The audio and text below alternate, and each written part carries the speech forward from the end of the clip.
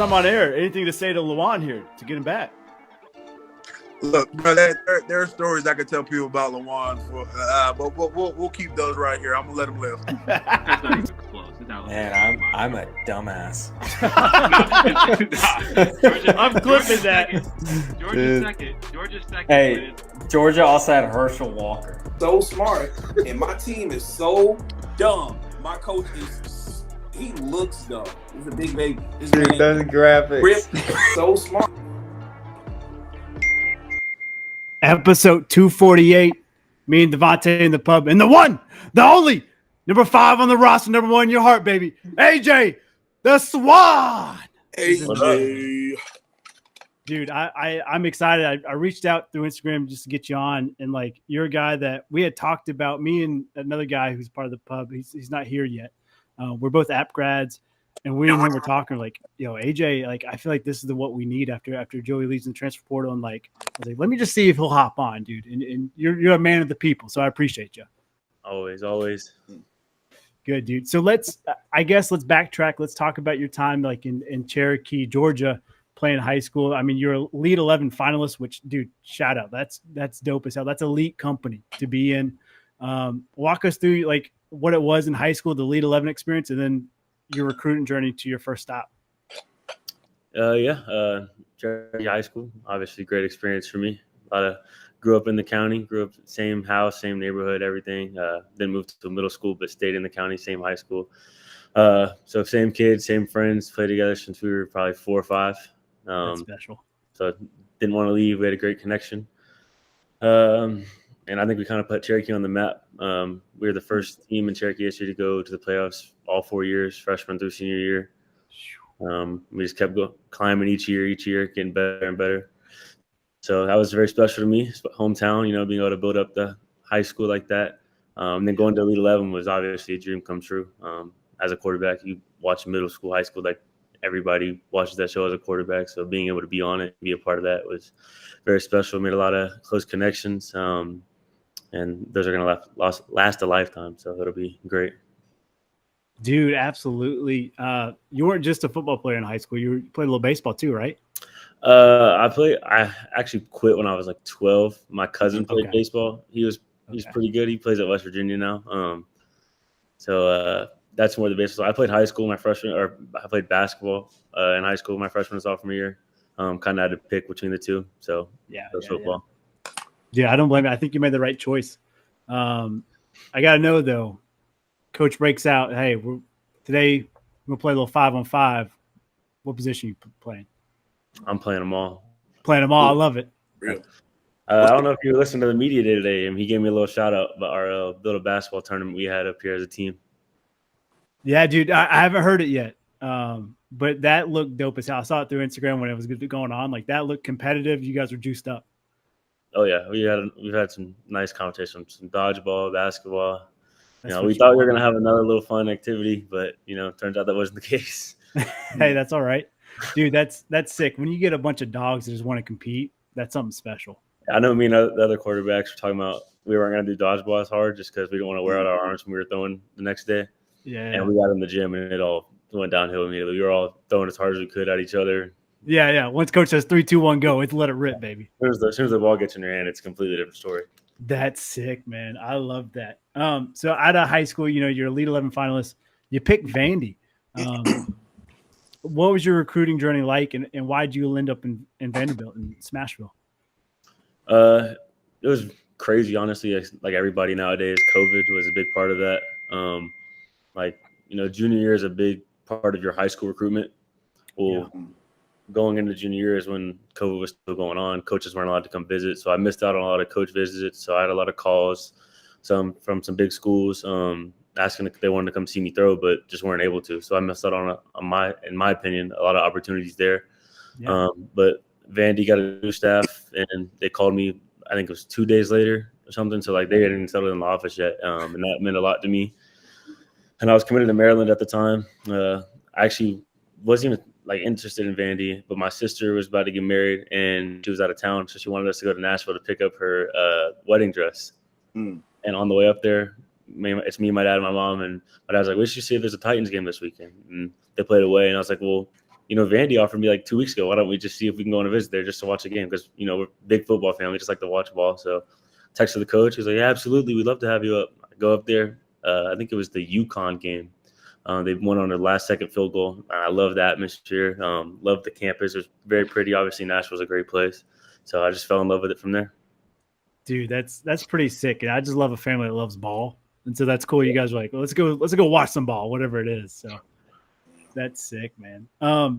You played some significant game, like some snaps starting as a true freshman, man. How is that? You're playing SEC. It's Vandy. Like the clouds rocking. How was that experience for you? I know a lot of people would say like they get nervous. I think I take pride in like I don't really get nervous about a lot of things, but I think that was more of a cool like atmosphere, like being able to go my first career SEC start at Bama against Will Anderson on the edge, Kool-Aid McKinstry at corner, like all these first-round draft picks. I took a lot of pride in that, and I think that's the coolest thing. And like we had the hardest schedule in the country my freshman year. We went at Bama, Ole Miss at home, at Georgia, and back-to-back games. So I thought that was the coolest thing ever. And we almost, I'm not gonna say almost, but we should have upset Ole Miss, but kind of got a little too comfortable after the first half and went downhill from there. But yeah, those experiences, being able to reflect on that is great for me.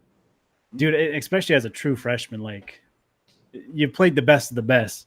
Your first start, like it doesn't get any better / worse than that. Like it's all downhill. Like you learn, you let the foot off the gas in Ole Miss. Like definitely all that at 18. Come on. Definitely pros and cons. Will Anderson, I think when he got drafted, I was on 3 of the clips. So that's not great, but yeah, you were on there though. Yeah, that's my draft experience. Check it out. I'm on ESPN, Mom. My dad actually sent me the video. Here's Will Anderson's highlights, and it's just 2 in a row, and then like it missed a play, and then me again. I was like, this is great. You get on top of it. You say, hey, bad play calling wasn't my fault. Definitely coach's fault. I'm just kidding. Oh no, you can never blame the coaches. You can never blame the coaches. That's right, dude. That's sick. So it seemed like Vandy was working for you, and then you go off the transfer portal. I know there's some behind the scenes stuff. If you want to get into, feel free. If not, that's fine. But how do you go from Vandy to LSU? You go from one SEC to the other. Yeah, I mean, there was, like you said, some behind the scenes stuff. I was dealing with an elbow injury that I kind of aggravated in fall camp, and I thought that I could push through. Kind of bothered it. First 2 games was bothering me, but I still felt like I could perform, and it kind of really messed it up. Still tried to perform, had a really bad outing, and I was like, okay, maybe I'm just hurting myself by trying to do this. So decided to take a step back, get healthy. Was able to get back for the last game of the season against Tennessee.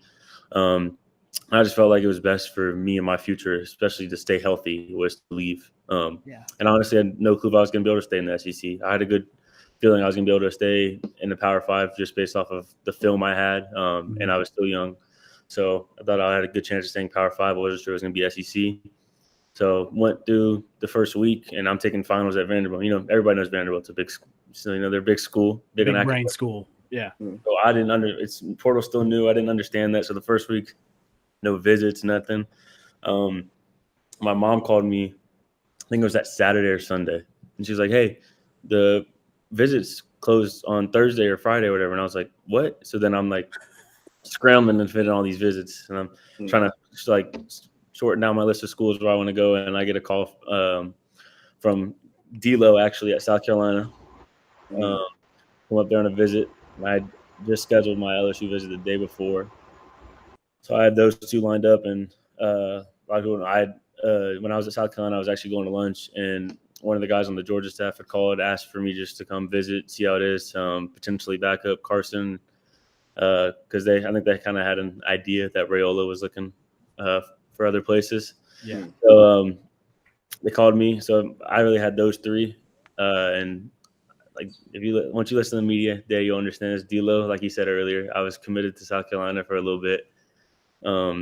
He wouldn't say this, but due to the credits not being able to transfer, like Vandy's credits wouldn't transfer over to South Carolina. Not all of them, only like a quarter of them would. That's wild. So I would have been going from going into my junior year like to my second semester of freshman year school wise. So I just wasn't ready to take that big of a drop. So I was like, okay, well, I'm not going to go there. So I decommitted and committed to LSU because out of Baton Rouge to Atlanta. I was supposed to go visit Georgia, and my flight got canceled. So it really just came down to South Carolina and LSU. Yeah. And I would have loved to play for D'Lo, but God had other plans, and here anyways. So hey, that's right.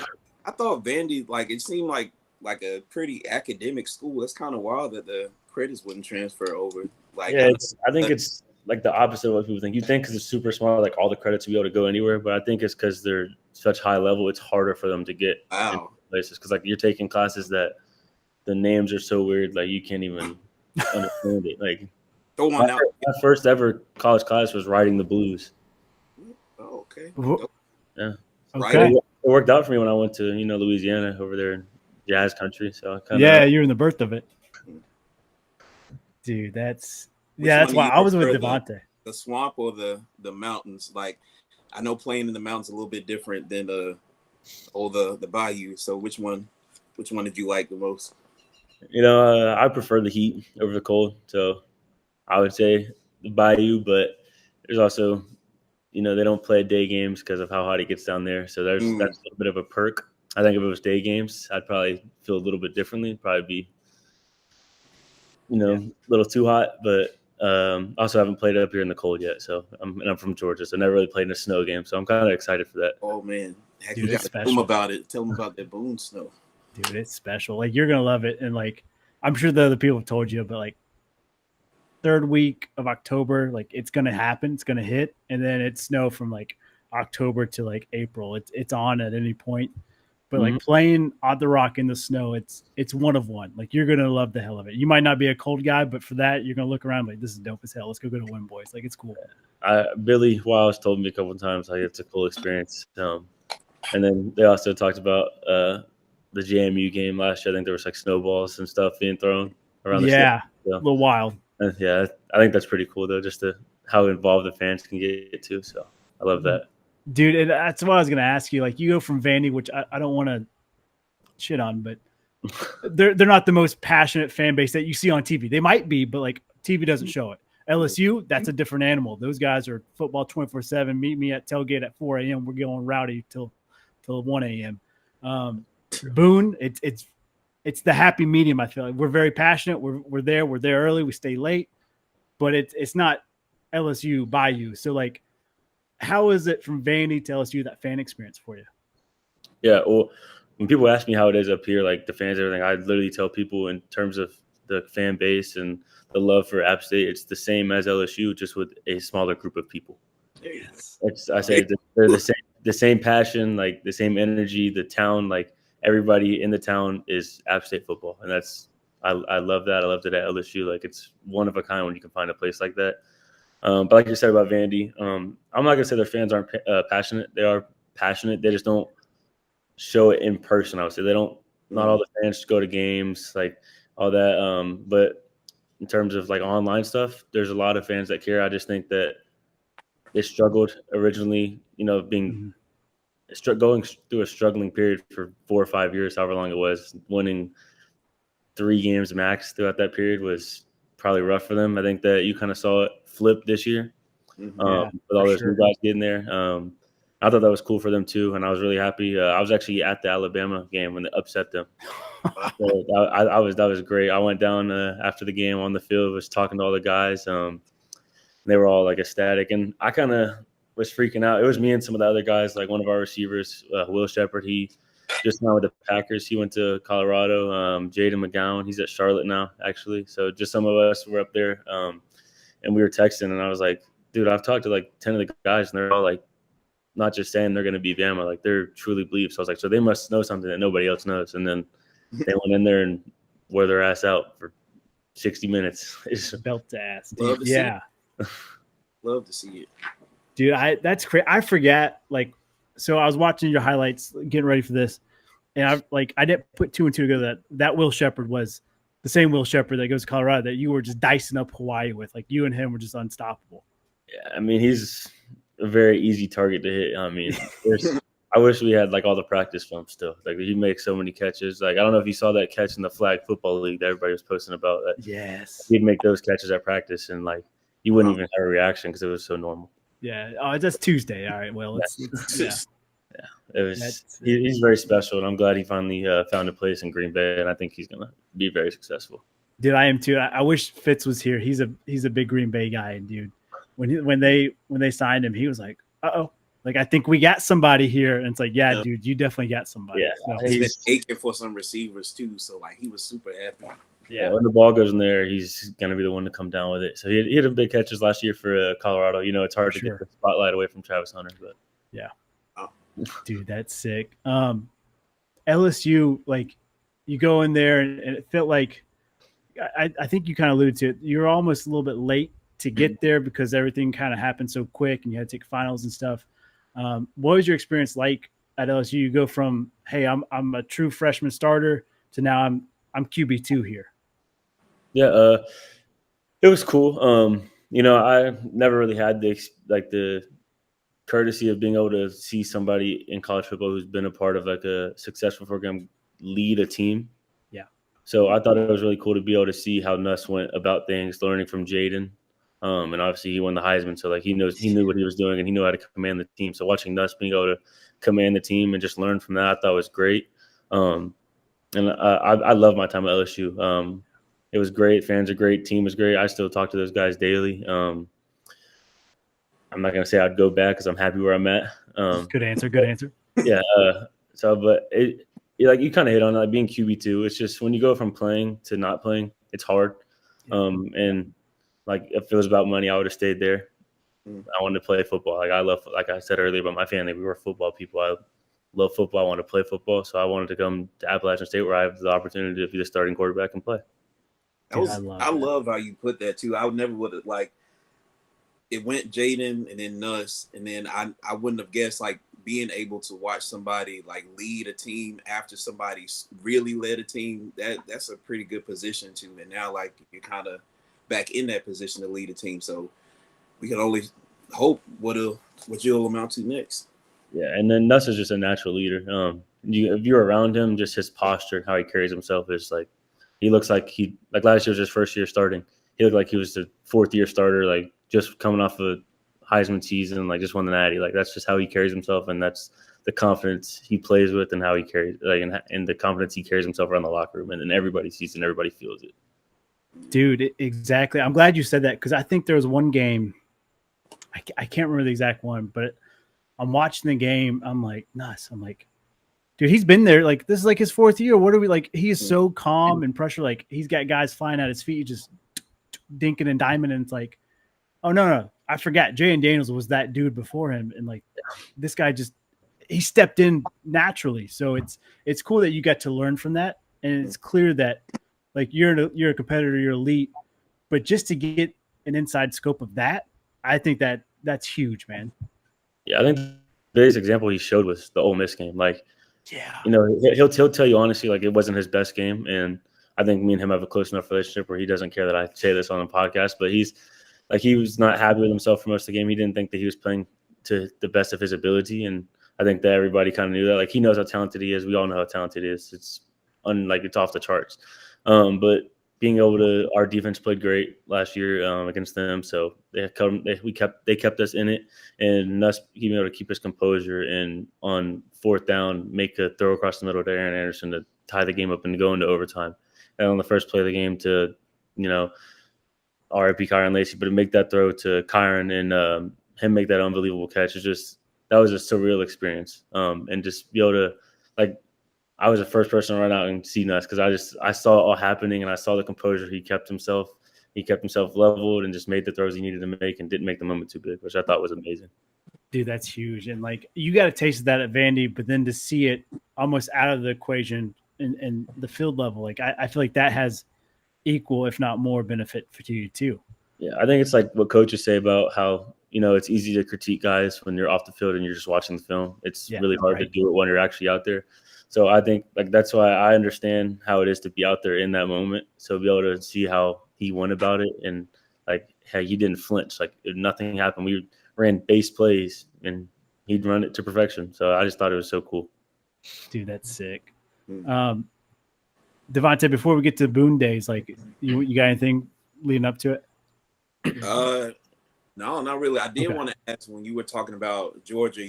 We asked you played baseball, you stopped, but you said you turned to basketball. What was the basketball scene like for Georgia, like when you were still playing? I know, like looking at it now is out of hand. So what was it like with you? I mean, I think Georgia's overall per capita the best state for every sport: baseball, football, basketball. I mean, Wow, you're in North Carolina saying that. That's a take. I like it.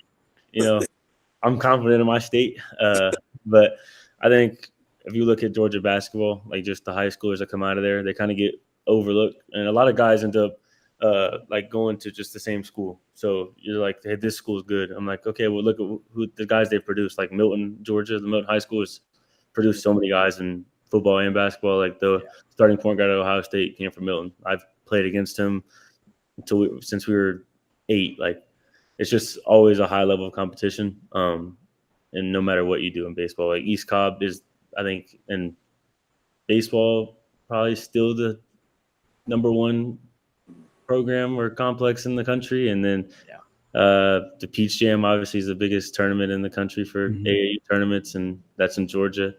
And then Georgia football, obviously everybody puts it up there, and if it's not the top 1, then it's the top 3. Yeah, that's me and Devontae. I'm an Ohio/North Carolina guy. Devontae's full North Carolina, so it's tough for us to stomach. But you made some good points there. Every time you were going to say something, I was like, shit, he's right. The film and stats are there, so I can't even say anything. I know, man. It's like Georgia, Florida, Texas, Cali, like all 4 of them are across the board. They're up there. I think people. That's why I'm doing the per capita, because if you put per capita, like Florida, Cali, Texas, they got a lot more teams than us. But if you go for how many teams we have and how successful those teams are, there's not a comparison. All these schools and charter schools and stuff. North Carolina is just now catching on to the charter and prep school thing. So we'll see what happens from there.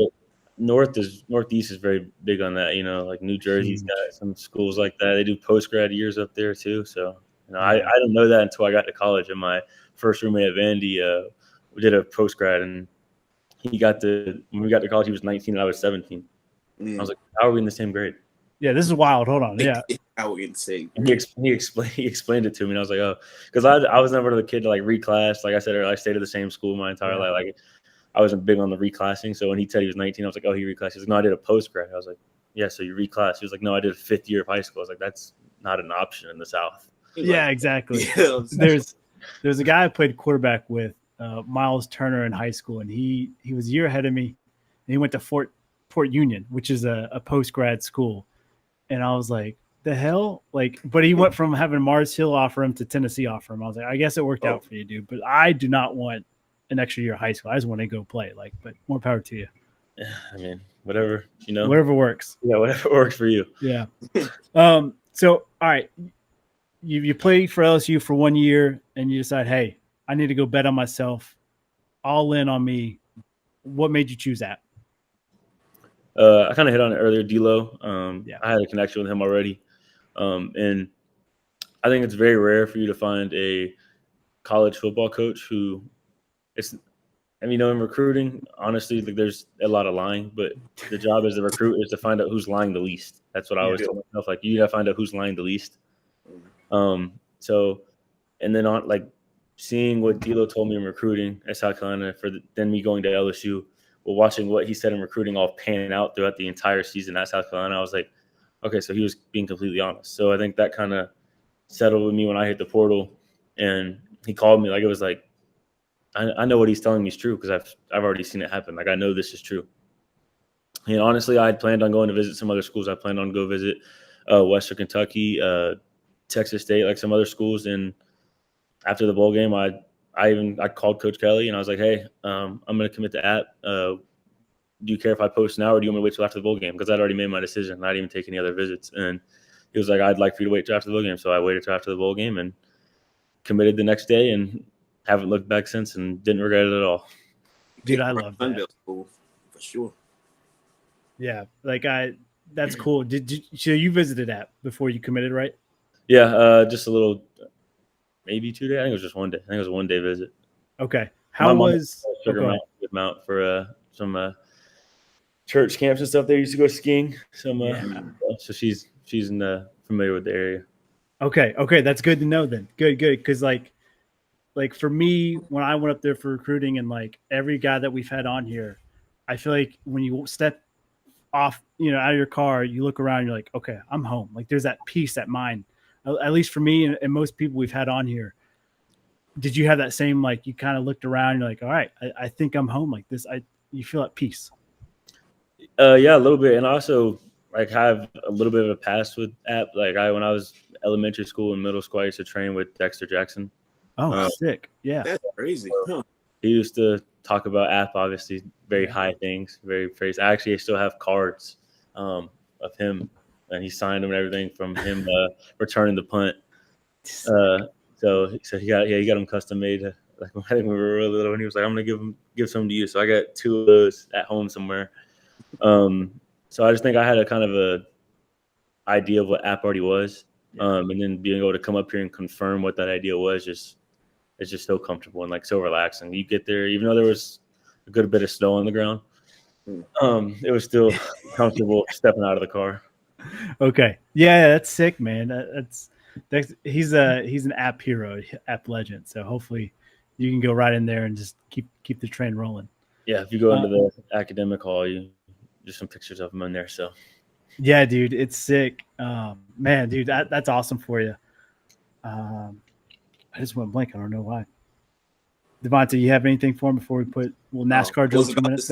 I was about to say Boone is the first time I went to Boone. It was just like not scary quiet, but like quiet because I'm not a mountain man myself, but it's like it is real peaceful, surprisingly peaceful, knowing like you'll learn the App faithful. Like they're good people, but that's right. They're people too. So yeah, it's a cool place to be. The only one I'm still adjusting to is I think it's called Mountain Time. Oh yeah, moves like a little slower pace. Which honestly, like you said, it's quiet. I like that. Like I'm not the huge partier, go out like throw a party, do whatever, like have a great time. Like I'm more of a like, okay, I go to football and I come home and sit on my couch or play my video game or do whatever. Like I don't go do a whole bunch. Like I know for the finals and stuff, I had a bunch of the guys over watching the finals, the fights and stuff when that was all happening. Yeah. So I do stuff like that, but not really a big go out and the L house and do whatever. Exactly. Yeah. I guess that's a good thing about Boone. Like there's 3 or 4 spots, and if you don't like those spots, if that's not for you, then hey, the house better be for you. I don't not like them. It's just not really my style. It was cool, like last year LSU was a little bit more because I never really got to experience it my freshman year, like because everybody in college wants to experience that party feeling. Well, I didn't get to do that because Nashville, obviously you have to like know people around that area in Nashville to feel comfortable going out downtown, or else you don't. For sure. Like, and then I'm starting my first 2 years, so it's like I don't have time to like go out and just meet people and make a bunch of friends and meet a lot of people in the community outside of community service opportunities. So being able to go to LSU was also like I created a bunch of friends for life, not even like kids in school, not there for football, not there for sports. Like, so I thought that was really cool too. Like I still talk to some of those guys daily. That's awesome, dude. That's cool that you got to experience that too. That's what's up. All right, I got 2 big questions, and we'll do a 2-minute drill with you, just random questions. First one is you kind of hit on it a little bit, but you went through COVID, and then you've also gone through NIL and transfer portal all within your span. Like, how was that? Because we've called it the Wild West for the past 5 years of everything just kind of happened and real quick they ripped the Band-Aid off, and it's like floodgates. How was that? Yeah, it's crazy. I mean, like I was getting ready to commit to a school, and NIL is like getting figured out. So now it's like you're getting stuff done to you that you couldn't even imagine. So it's like you committed to this school. Well, now this school calls you and has an offer for you. It's like, well, you already gave me an offer. It's like he's like, no, well, we're going to change our offer. I'm like, well, that's weird. You can't really do that, can you? And he was like, yeah, NIL's approved. And I was like, oh, I guess I forgot about that. So then you just got to deal with that. And then in the transfer portal, it gets even crazier because now they know you've been in the NIL space. So you know kind of how it goes. So then the recruiting goes differently. And I know a lot of people like the transfer portal is, I feel like it's good for football for kids like to find opportunity. I know there's the headliners that people don't like people didn't agree with Carson Beck leaving Georgia to go to Miami because they think it's all about money. But I also think that was for Carson. Felt like that was where he could be successful because you never really know what's going through the athlete's mind. Like I was a starter at Vandy. I could have stayed at Vandy and started, but I felt like I was going to be successful somewhere else. So, there's a lot of criticism that goes into that, but I think that the transfer portal has been good. I do think there needs to be some rules set here and there. Same thing with NIL. Like these millions of dollars of deals is crazy. I think that we do deserve money based off of our name and how we play and all that. But I think the millions of dollars just to go to your school, I don't really exactly understand that. But like you said, it's the Wild West now. I'm glad we get to have these conversations with y'all, like having it from the end of the actual athlete, because I mean, ultimately, you want to do. Everybody else is doing what's best for them. Far be it from you to do what's best for you. Now, I guess like as fans, we think of it like, damn, man, they really switched up on us. But it's like, you know what? It was a good time. It just wasn't a long time. So I guess we have to think of it that way.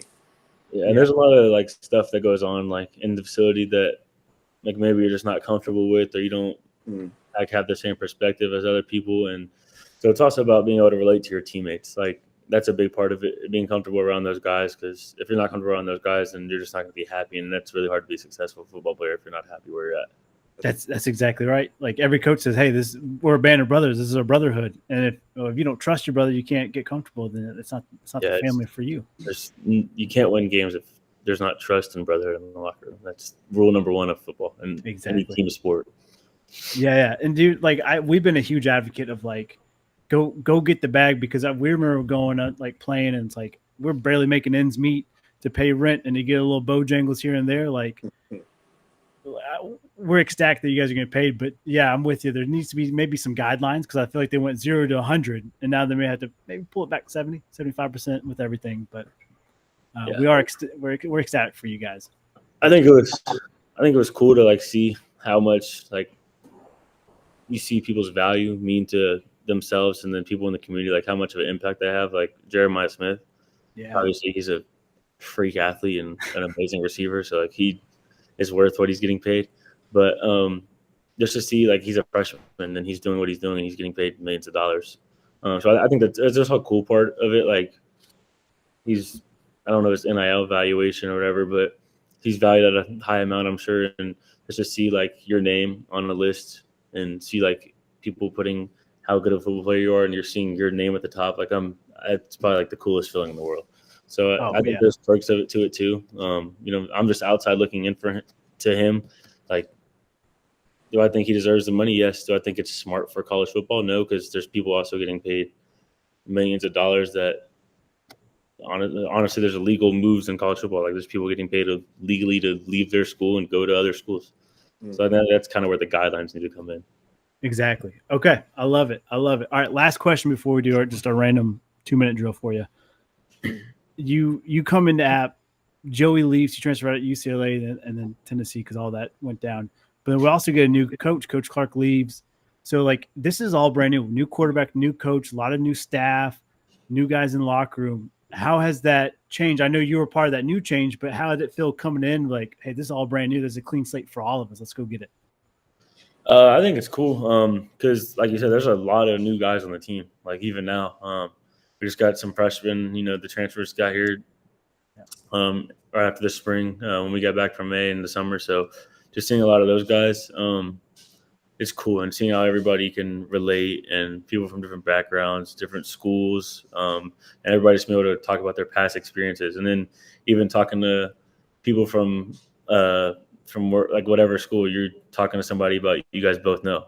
So this kind of builds the bond, and you can show the relation. Like I can talk to Big Schmo, or a new alignment, about when he was at Pitt, about a receiver I knew that went to Pitt named Kanate. So it's just being able to make those little connections and then build from there. That goes a long way, especially as a quarterback with an alignment. I think that's a big deal for us. Dude, 100%. Dope. All right. We're going to put 2 minutes. Devontae, you want to go back and forth on here? Just random questions? Yeah, sure. All right. I'm also putting Devontae on the spot. I didn't tell him we are going to do this. So I'm going NASCAR, 2-minute drill. We're going to go get it. All right. Start you a softball. They're doing an AJ Swann movie. Who's playing you in this movie? What famous actor? I'm a big Jake Gyllenhaal fan. Oh, that's a good one. That's a slept-on one. I like it. Actually, I see it. I'm not even gonna hold you. I kind of see it. I love it. I'm a big Jake fan. Is it my turn now? Yeah. All right.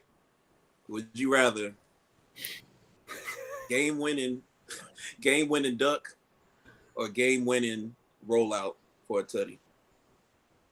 They're both game winning. I mean, I've always been a big believer that ducks don't matter. Like in the newspaper, it doesn't say AJ Swann threw a duck for a touchdown. It just says AJ Swann threw a touchdown. Real. I like that. I like that. All right, dream NIL deal. You get one company. Probably Lamborghini. I'm a big Lambo fan. Imagine ripping Grandfather Mountain in a Lambo. Yeah, there's not a whole lot of places to drive it up here, but that's all right. That's all right. Favorite place to eat between Vandy, LSU, and App so far? LSU's got a really good wing spot named called Empire Wings. Those are the best wings I've ever had. Thank you. Empire Wings. All right, we're gonna put that on the list, Monte, when we go to road trip. It's wings with a Z. With the Z, that's how you know it's good. Yeah, that's how you know it's good. All right, build your ultimate uniform from any 3 school. What was your favorite uniform combo? From the 3 schools I've been at? Yep. I like the purple, the white, purple, white.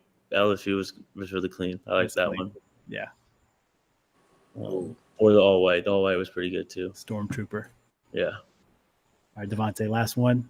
If you got one. I got nothing. Got nothing. Hey, AJ Swann, good job, man. We can't thank you enough for hopping on. Is there anything you want to plug in, any NIL stuff, anything that you want to let the people know about? Nah, just people in Boone, if you're wanting to promote your company, reach out to me on Instagram. I usually check my DMs. So just reach out whenever and I'll text you back.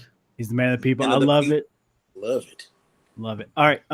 Last question. Got to bring Devontae up for a game this year. What game are we bringing Devontae up to? As an in-state fan and grad. Yeah. Say Oregon State. Yeah. Ooh. It's going to be electric, dude. Ooh. Yeah. I didn't know about that one. No. Going to go beaver hunting. Oregon State. I would say Southern, but nah. That's good old-fashioned hate. Yeah, right. Let's take it. Nobody wants to come to that game. We're going to blow them out. So It'll be a blowout. I love it. Make your point, baby. All right, AJ, man, safe travels back home, dude. Thank you enough, and we'd love to have you on during the season, but go out there, ball out, and we'll say what's up to you. All right, thank y'all. All right, brother. Peace. What a guy. What a guy. Love the interview. What did Fitz say? Did AJ Swann have to do the recruiting ring? I wish Fitz was on here. Oh, yeah. Dude, he's wild. Man. Yeah, I was not going to go there. Yeah. Fitz want to know what his thoughts were. Brian Kelly did. I don't want to touch that one. But I told him he was being messy. That's sick. But yeah, man. Had some people in chat asking, going to the game against Charlotte and Bank of America. I would love to. I'm a dad. I'm a Papa Team 6 here, but I would love to. When is that? Is that like a September game or? Yeah, it's like week 1. It's that Duke Mayo's, I think. I think State is playing on a Thursday, but I think they're playing ECU week 1. Oh, that'd be a good one. Friday, August 29th. Oh, so that's a couple days before. Yeah, maybe might be able to do this, Devontae. It was a road trip. Right. But dude, yeah, we're for sure. I want to bring you up to a game. You and your lady, me and Lorenzo and Claudia will go up there. We'll have some fun, man. I want to go to a couple games this year. Oh yeah, have I been to it? No, I'm think Matt Brown took me to a Wake Forest game. Have I been to an App game? I don't think I've ever been to an App game. Yeah, we gotta pop that cherry for you. Yeah. Do it. All right. Let's talk about this news from last week. Joy Taylor gets fired from Fox along with her co-star, co-anchor, Ashi. I'm not surprised with everything that went on. People were tearing their asses up on the internet. Like nobody was like, "Oh man, I feel bad for them." Everybody, Yeah. you got what was coming to you, and I think it was some clip. I don't know what Emmanuel Acho is. I just seen him tweet, but Joy Taylor was on like a podcast, and like it's like a podcast. You know what I'm saying? Like, we do a sports podcast. We have jokes and stuff, but on some podcasts they have those crazy discussions about like Twitter topics, like who should pay for the date and stuff like that. Right. Women gender roles and stuff like that. And I was like, damn, that's a quick turnaround. Like, is she's paying her bills now? Is this really the way now? Like, but I don't know. Maybe it was just like a temporary thing, hopefully.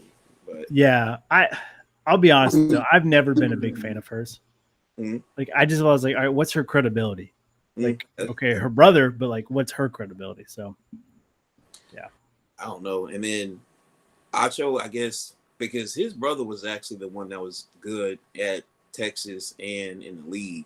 Exactly. And I guess he just had the marketability. Yeah. And when he started like forming his own opinions or spouting off random opinions, people were like, maybe this wasn't such a good idea. Yeah. It's weird, man. Like there's some cats that like it's hard for me to stomach people's opinions. A, when like you don't agree with them, but B, there's like they don't have the background to back it up.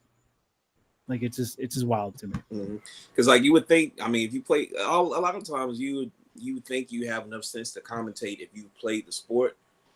But I guess now, like even now, like I played football, I played basketball, but I hate commentate. I hate sports commentating. I don't want to talk. I just want to watch the game for real. But like if it's after the fact, you can give your opinion and stuff like that. I'm cool with that. But there's been like Dominique Foxworth. I only know about him through Madden. He was pretty good on Madden, and like he was pretty good in the league.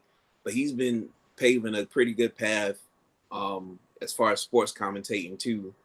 So I don't know, like a lot of times, you have that personality outside of football and it starts working out when you start doing stuff like that. But if you don't really have your own personality outside of it, like even Cam have his own personality and it works to me. Like we knew who Cam was as soon as he got his podcast and he kept it up.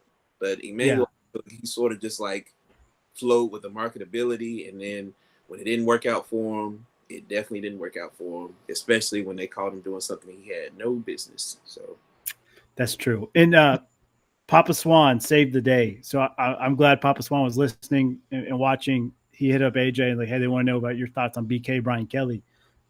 So Swann just said, hey, I love BK. Have nothing but respect for him and how he helped me throughout the year and protect. So like the message cut off. I can't read it all unless I cut out of the app here. But so I'm glad that he had nothing but like good things to say about Brian Kelly.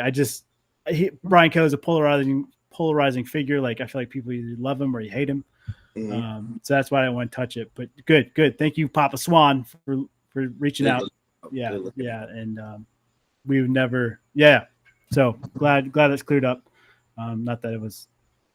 I don't know what I'm thinking, but good. I'm glad that's settled then. All right. I guess the other big media news. Barstool joining the Big Noon kickoff. Wait, like going forward, like every Big Noon kickoff? Yeah. So Fox Sports, they're going to always have Dave on there with Barstool personalities. That's what that was. Okay. Yeah. I think it's awesome. Like obviously Dave's a Michigan man, Big Cat, Wisconsin guy. Like there's a lot of Big Ten ties to him. And I think as a huge media company that Barstool is, it makes sense that Fox Sports would bring them in as a personality. Like you're competing with College Game Day and Pat McAfee, who has taken off and just rode the moon and helped College Game Day. I feel like this is how you get your ratings. This is how you help chase College Game Day. This is a great move. I'm a Barstool guy, but I think it's a great move for him. Yeah, I'm not as much of a Barstool guy. Like I don't want to hear Dave Portnoy's opinion on sports anymore. But there is, it might be big. It's not Big Cat. But there's a guy, I think me and you follow him on TikTok. There's that one guy that like does the sports content. He works for Barstool. He has a beard. I don't kind of bigger guy, Jack. Yeah, I think it's Jack. Yeah. I would not. Hopefully, he makes a spot on the show. I would love to hear from him. Yeah, I like his takes. But I will say, like, it's a lot different from. I mean, we old men pointing at the sky, but like, it's a lot different from sports because it's like we got to do all this just to like. Are we like going towards ratings? Is this how we making money now? Yeah. You know, I do wonder like what is Barstool going to add to Fox Sports, because like this is already like traditionally a big thing. Like the big noon kickoff is already a big thing. Like there was a point when we still had rabbit ears on my TV. The only thing I could watch was the big noon kickoff because Fox 50 was the only clear channel. So yeah, they're always good money in my heart. I don't think they need all this, but I want to see like what they add to this. Like, is there going to be like hijinks and jokes and stuff at the beginning, which will actually make me want to watch the pregame show? So I'll give room for that. That's what I was going to say, where I feel like Big Noon Kickoff, they've done a great job of getting former players and coaches on, but it's kind of super dry. Yeah. Like college game day, they're kind of cracking each other. Like they're in the locker room. They're being boys, you know, they're having fun while talking sports, where I feel like Barstool can bring some of those, like you said, those hijinks to it. Yeah. And like, hey, we're going to bust each other a little bit. We're going to have some fun. I'm going to get after it. And then we'll talk about the game. Is that the one with David Pollock in it? Or is that David Pollock's College Game Day? College Game Day. Okay. Yeah. This is like Urban Meyer. Oh, yeah. Never mind. All right. Charles Woodson, I think he's part. Yeah. Charles Woodson want to go back to his wine cellar. He's not rocking with this. They're just paying this man. I think. Yeah. All right. I guess WNBA, the All-Star game. I wish I had a picture of the shirts. Pay us what you owe us. Yeah. I want to get your opinion on that. So the All-Star weekend within itself, I was talking about it in our group message. The fact that like the WNBA All-Star weekend seemed to be a lot more fun than the NBA weekend. The All-Star game, like they had like the actual All-Star game, you know, people were betting the over. I think the over was like 268 points or something like that. Yeah. And they were just like letting everybody score, but it was like, you know what, it's cool because you get to see all the stars out there. And apparently tickets dropped just because Caitlin Clark wasn't playing. But it's like, it's a bunch of other stars or whatever. But yeah, I think the other thing that helped the marketing with WNBA and probably going forward, Courtney Williams and Natasha Heidemann, I think that's how you say her name. Both of them play for the Lynx, a team that's actually doing well this season. They had this live going called Stud Buzz, and they both dyed their hair pink, and they showed like all the parties and all the WNBA ladies partying, and it was just like crazy to see because like, dang, they're having fun, and then you get to the NBA, like they just too rich to have fun still, or maybe they're too professional to have fun or whatever. They really got engaged with the people and the fans and stuff. I watched the 3-point contest, and it was between Alicia Gray, who won it I think the year before, and Sabrina Ionescu. Sabrina Ionescu was torching. I think she went maybe 26 for 28, like only missed 2 shots, and she torched both of the final rounds. I don't think I watched the skill competition, but the game was good. The content outside of the game was good, which was both of the things that the NBA was missing. And so now that everybody's paying attention, people are doing deep dives, and they're saying that the WNBA, you know, they're talking about the collective bargaining agreements, and like, you know, they wore the shirts that said pay us or whatever. They've been talking about like maybe the WNBA has been subsidizing the NBA. And I'm like, I don't know. But then I forgot they used to have that little connection. So I don't know. Pablo Torre is going to be on the case. We'll probably get him on here to talk about that too. So yeah, Pablo, man. Yeah, like you said, like what specific, not Pacific, but specific. Now I've fucked myself up. Players have done like to kind of shed light, like, hey, we're having fun. Like, I can't remember which one that like outside of the club they weren't letting her in yet. Courtney Williams, thank you. I couldn't remember who. And like, but that was cool to see. Like, we wanted to see that content, and then. Like you said, they're having fun. Like she, it was weird seeing like how she was like, well, it was in Indiana. She's basically the mayor of Indiana, so they weren't letting, like they Courtney Williams told him, like, we got a gang of WNBA players, and y'all not letting women in the club for one. You're not letting women in the club, and they got to tell Caitlin Clark to come get on their ass about it, and it worked. Yeah. So yeah. No, I think that was cool. I think it was dope.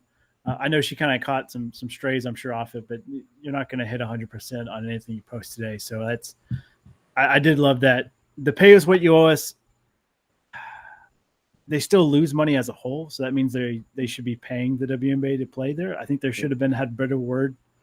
Pay us what we value, or like our value. I think that could have worked better. Yeah.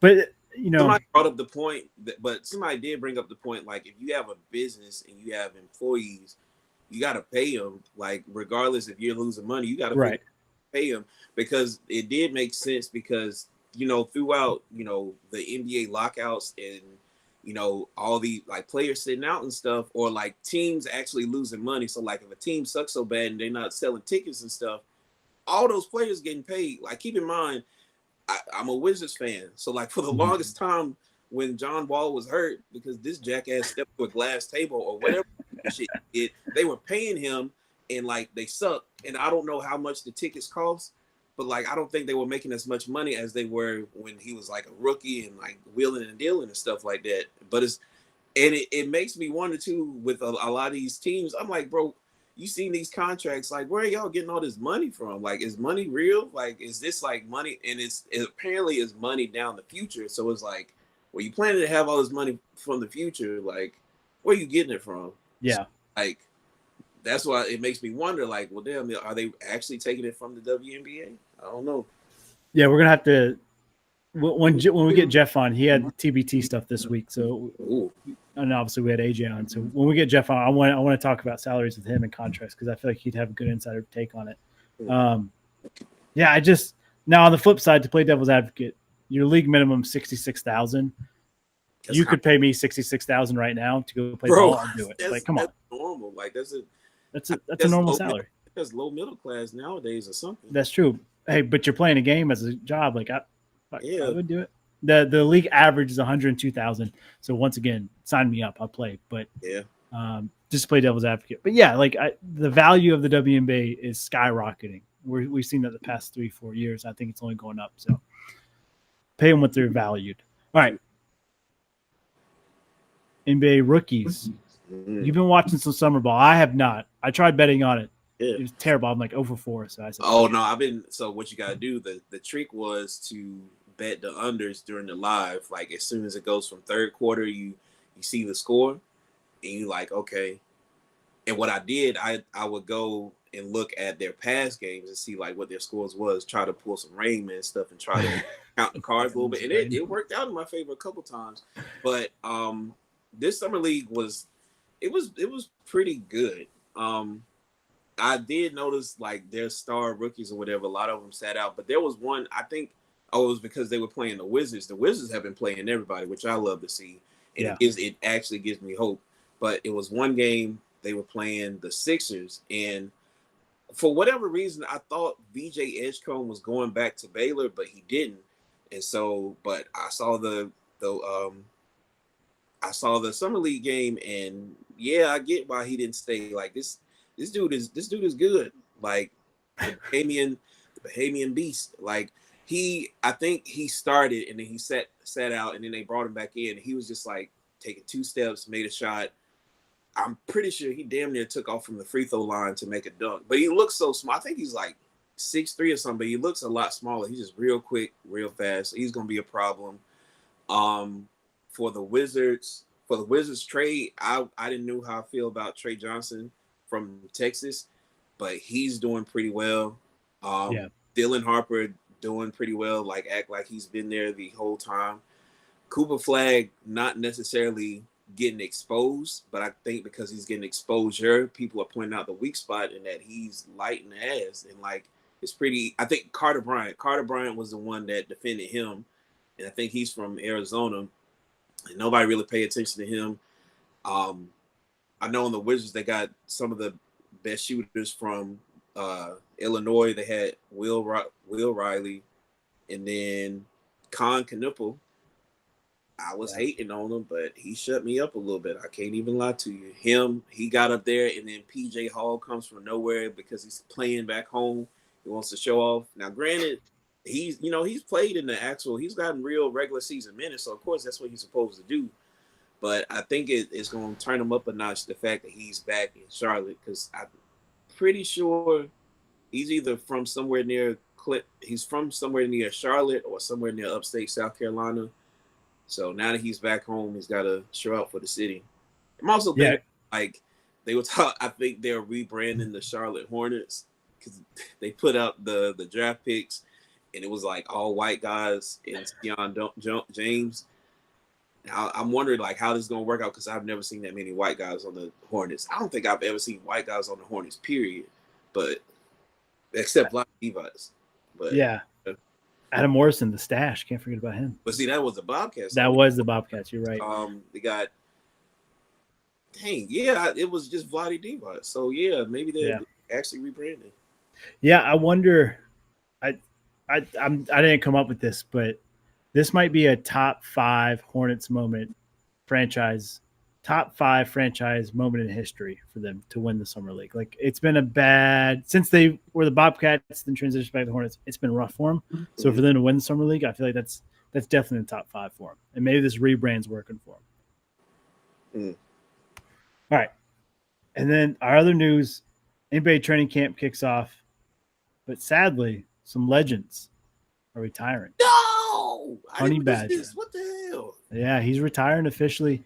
And I don't know about you, but there's 3 highlights I feel like in a young man's life that he's got to you had to be there for him.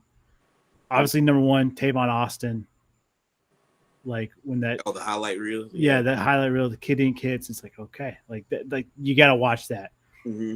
The other one in college for me was the Honey Badger, All of the Lights. I try to look for it. It's no longer on YouTube, but it was just his freshman and sophomore year, him just fucking mashing people in the mouth at LSU. It was one of those highlights that I remember. I think we watched every flag football. I didn't know what position he was. I was like, damn, receiver, but he was a safety. QB the whole time. Dude, nasty. And I forgot about him getting kicked off at LSU because of drugs and stuff. Yeah. Hey, he made up for it. He had one hell of a career. I would say he's probably Hall of Fame level. Yeah. What's the third? Is it Steve Slayton or Reggie Bush? Those are great. So this one is, it pains me to say as a Bengals fan, but it's the Ed Reed, and it was 2/3 of the world's covered by water. The other third is covered by Ed Reed. And it's just 3 minutes of Ed Reed and then Ray Lewis thrown in there, just mashing people in the mouth, picking balls off.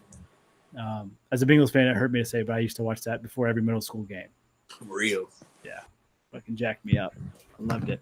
All right. And then here's a long list of people who are retiring that we grew up watching. Derek Carr. Damn. Jones, Patrick Peterson, another great LSU guy. Frank Ragnon, Tyron Smith, Armstead, Mike Williams, C.J. Mosley, Ndamukong Suh, Sam Hubbard, Bengal guy. Mason Crosby, he's been in the league forever. Jordan Travis. God, man, that hurts. That hurts. That was my dog, man. He was Damn. Not afraid to say it. He was a guy that did not live up to the hype. Yeah, but he couldn't. They chopped his leg off. It sucks. Damn. And I think that was the game he didn't have to play in, was it? I believe so. Yeah. Damn, God. Damn. Yeah. But it's wild too, because I'm looking at this list, and we watched them, and we didn't watch Derek Carr in college, but we did see Julio. I remember seeing Julio Jones in college while I was in college. Patrick Peterson, I remember him at LSU. Mike Williams, I remember because he used to tear NC. That was that weird in between year. Clemson, I think that's when they started relying more on defense. Well, offense was there, but they really had it on defense. Mason Crosby just now retiring is kind of crazy because he's been there for a minute. Yeah. Chris Conley, C.J. Mosley, Alabama, and Ndamukong Suh. That's a time. This is our era of sports is really done. Yeah, dude. Ndamukong Suh, the most dominant man ever, and then we had Aaron Donald who retired before him. He's I've done all I need to do. Exactly. Like, that's crazy. Like for interior lineman wise, like those are the guys you look up to, and like Jason Peters, like I think he was undrafted and he carved out a hell of a career. 100%. Yeah. Damn, is this like the complete list? This was as of like when were we supposed to record? Last Wednesday. Mm-hmm. So there's probably some more names. Obviously, like Honey Badger's not on there because some of now that I see it, it's not. We didn't watch all of these guys in college, but most of them. Most of them. Like these are some names. Yeah, Michael Pierce, Keanu Neal. I'm actually surprised at Kaminsky, but teach his own. I am too, but I feel like I guess we see it every year. Like guys of just like when you don't want to get hit in the mouth every day to get a paycheck, you've already got paid millions. Like why? He wasted so much the Falcons cap space and time. Sorry, brother. Never forgive him for that. Sorry, it's tough. Yeah. But yeah, RIP to our college, high school, adult lives. I swear. Yeah. All right. I guess Teddy Bridgewater. Absolute bullshit. Shame. His athletic director throws him on the bus. I don't know if you know about this, but yeah. So basically, if you don't know, he wins the high school state championship in Florida back at his alma mater. Then all of a sudden, 3 weeks ago, he gets suspended for giving players money. And we're not talking like money to do anything, but like he's out of his own pockets. He's buying food for the guys to have pregame meal. He's buying recovery. He's buying Uber rides to get them from practice to home or vice versa. Like he's taking care of his kids. And Devontae, you're a coach. You've been a coach. I've been a coach. Yep. That's part of the job. And I'm wondering if like this is a thing in Florida to where like, high school sports in Florida are damn near professionals. Yeah. But even if that's the case, like there's got to be like a 2A or 3A high school in Florida. Well, it could be like a 2A or 3A high school in Florida that goes by the same rules we usually went by. But if this goes for like all the schools, like you can't do anything for the kids, like what do you mean? Like why? Who told on him to do that? Like who would think to like look into that? Like you already won. You weren't like I guess it was one of those things where like, oh, he took kids from our school, so we gonna get his ass back. Like I wonder if it boiled down to that. Like according to inside sources, right? So I'm not an inside source. I don't know an inside source, but this is what I've read online for the past week, is that his athletic director is the one that snitched. And so apparently him and his athletic director have never seen eye to eye.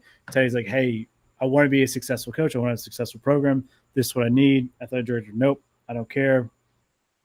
And like does not care about athletics or at least football. Teddy goes, okay, if you're not going to pay for it, community's not going to pay for it, I'll pay for it. And then the athletic director, after winning the state championship, then he wants to snitch on him. That's crazy. Like, what's the sport that he likes to invest in then? Baseball or something? It could be baseball, could be basketball. Hell, he could just be a lazy athletic director and not, I don't know. But to me, that's crazy. It'd be your own people. Downfall. I mean, like, I see stuff like that. Like I first heard the news, I was like, damn, we would have been like kicked out of school because like the team would not have survived if not for coaches doing random stuff like that. Like I remember I've given players shoes and cleats, and I didn't pay for rides. I just gave them a ride. You give them money for food. Exactly. So it's like that's how they survive. Like why? So you're just not supposed to do that. You're just supposed to let a kid go hungry. Like so if the kids would have if the kids themselves would have went to the athletic director and asked him for the stuff, and he would have said no, would like the story be as blown up as this? The athletic director telling no to some like kids that just want a pair of cleats. Yeah, like I don't know. Like it's a shame. It's got to be more to the story. Like, it's got to be some more hater shit to the story. Like, oh, dude, I 100% agree. That's insane. It's not right. But all right. Anything else we didn't talk about? You want to chop it up about? shoot, what did I say? Anything? I think we missed the MLB All-Star game, the home run derby and stuff. My boy Cal Raleigh brought it back. Brought it home. Good money spent. That it was weird. I think that was my first ever like home run derby I've ever watched before. Like I didn't watch it when they didn't have a pitch count, but I see like with they had a clock going. I can see like, man, these dudes are getting worn out. Yeah. I don't know how I feel about that, but you know, I've been more and more into baseball slowly but surely. Love it. Let's see, what else did I see? This is not. While you're looking, I don't know what it is. MLB The Show. I can hit 1,000 home runs a season. When I get in the home run derby, I can't hit shit. Damn. EA, they need to fix it.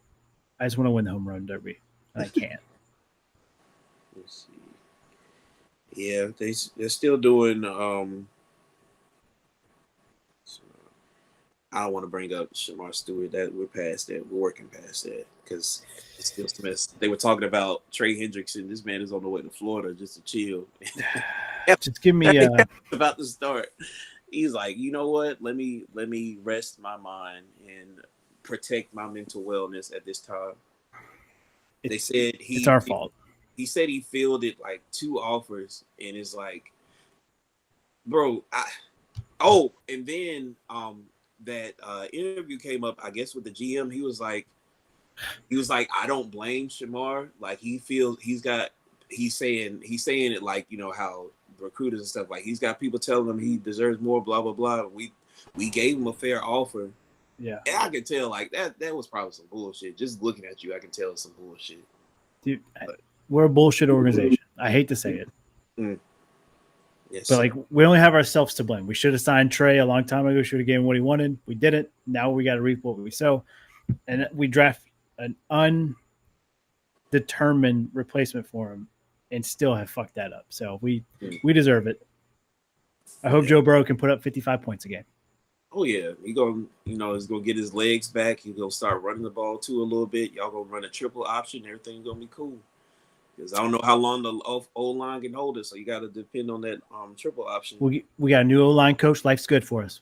I'm not worried about the Hogs until game 1. Then I'm gonna be fucking pissed. Some high-scoring games.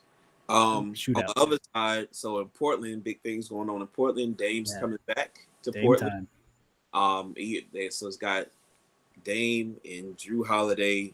They got rid of Anfernee Simons. Not got rid of, but they traded Anfernee Simons. They still got Scoop. They did pretty well in the draft. They got rid of Ayton. So we'll see what happens with them. But also, they got the Portland Fire for the WNBA. So a new team for the WNBA, Portland Fire, with the fire logo. I love that name, by the way. I'd tattoo that shit, to be honest.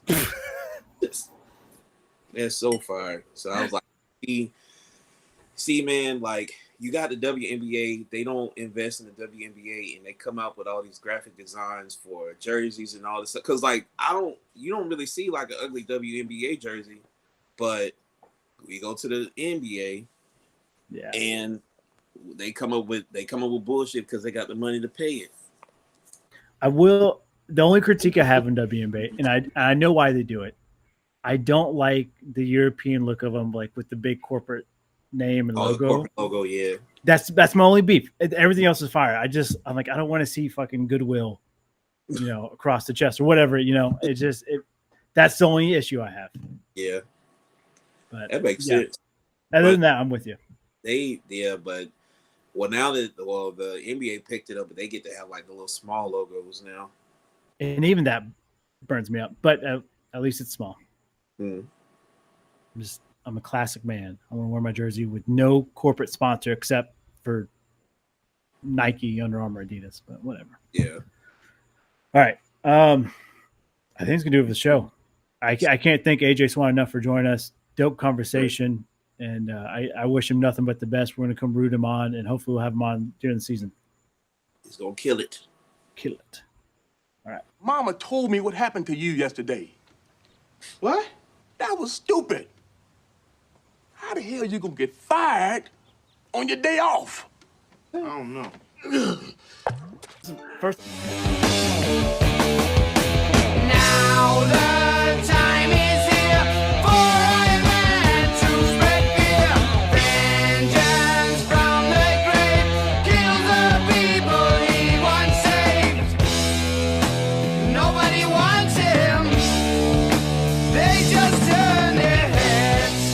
first time on air. Anything to say to Lawan here to get him back? Look, bro, there are stories I could tell people about Lawan, but we'll keep those right here. I'm gonna let him live. That's not even close. It's not Man, I'm a dumbass. I'm clipping that. Georgia's second. Georgia's second. Hey, Georgia also had Herschel Walker. So smart, and my team is so dumb. My coach he looks dumb. He's a big baby. This Dude, man- don't